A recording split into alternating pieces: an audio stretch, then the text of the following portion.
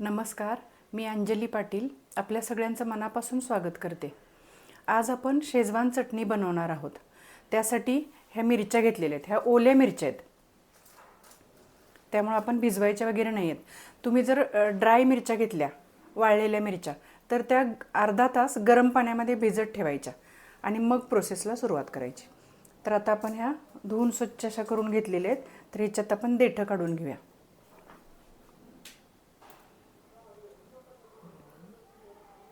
देठ काढून झालेले आहेत. गॅसवर एक कढई ठेवली, गॅस लावून घेतलेला आहे आणि त्याच्यामध्ये ह्या मिरच्या घातलेल्या आहेत. तर ह्या मिरच्या आता आपल्याला शिजवून घ्यायच्यात. त्याच्यासाठी मी हे 1 वाटी पाणी आहे, हे 1 वाटी पाणी घालते त्याच्यात आणि झाकून ठेवून एक 5 ते 7 मिनटं आपण ह्या शिजवून घेणार आहोत. मिरच्या शिजत आहेत तोपर्यंत आपण लसूण बारीक करून घेऊया. लसूण साधारण पाव वाटी घ्यायचं आहे. ह्याला लसूण भरपूर लागतो. हा लसूण जाडसर वाटून घ्यायचा, एकदम बारीक करायचा नाही. बारीक बारीक सुरीने चिरला तरी सुद्धा चालेल.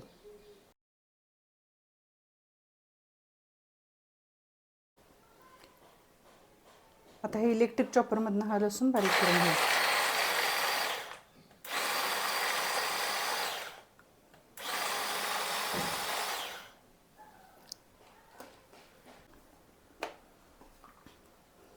छान आपल्याला पाहिजे तशी त्याचे हे झालेले तुकडे.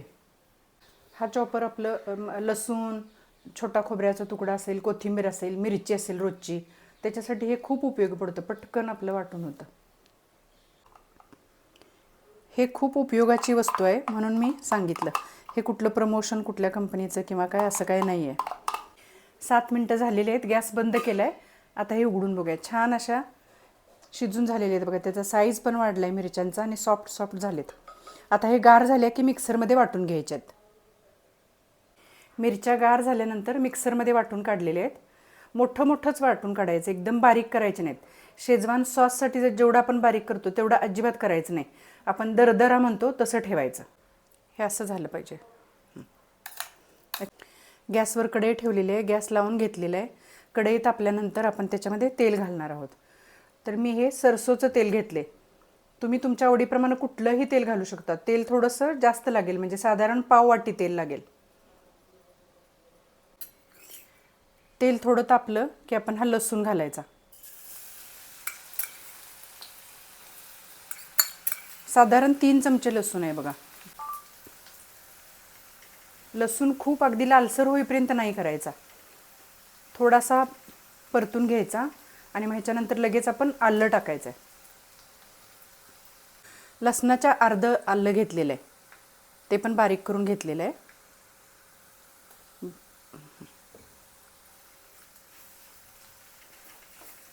आलं लसूण थोडं परतून घ्यायचं चांगलं. आता हे 2 मिनिट परतून झालेलं आहे आलं लसूण. आता आपण हे मिरचीचं वाटण आहे ते त्याच्यात घालायचं.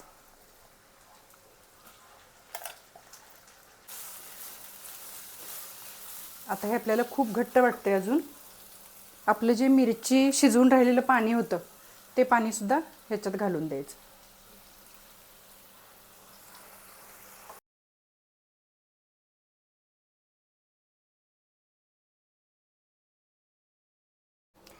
अजूनसुद्धा हे थोडं घट्ट वाटते, तर मिक्सरच्या भांड्यामध्ये आपण पाणी घालून ते थोडं हे करून ह्याच्यात घालूया. पाणी थोडंसं बघत बघत घालायचं अंदाजे.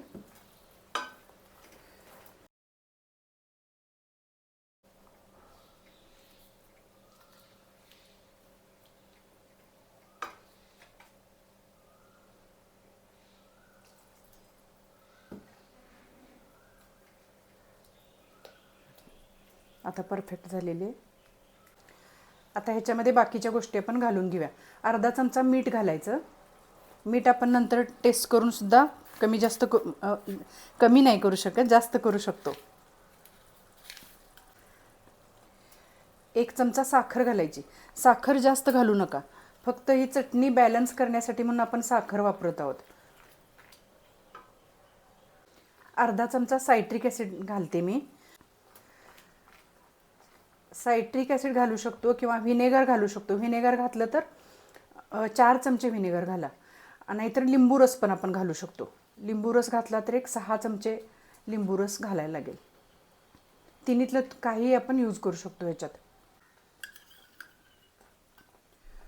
सोया सॉस 1 चमचा घातला.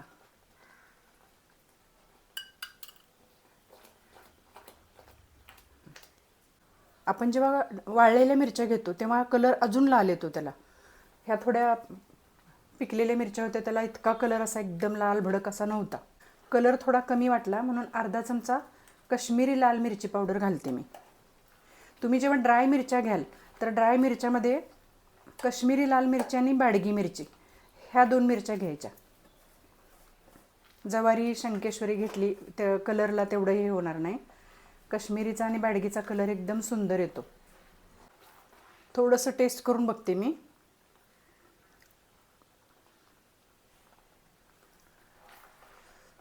थोडंसं मीठ लागेल, अजून थोडं, 1 पाव चमचा होईल एवढं मीठ घालते.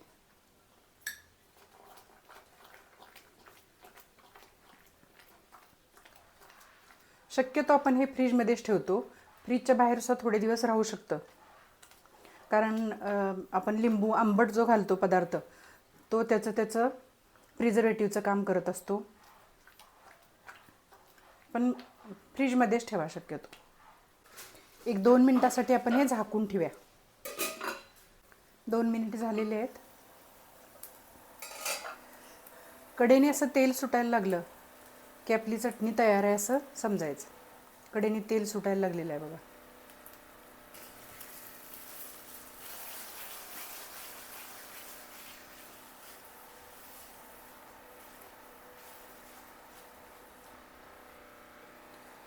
आता आपण गॅस बंद करूया.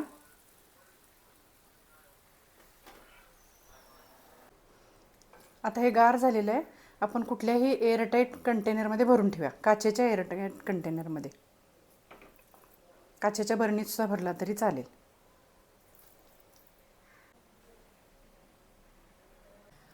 मस्त अशी शेजवान चटणी तयार. माझा हा व्हिडिओ तुम्हाला आवडला तर लाईक करा, सबस्क्राईब करा, शेअर करा आणि बेल आयकॉनचं बटन दाबायला सुद्धा विसरू नका. थँक्यू.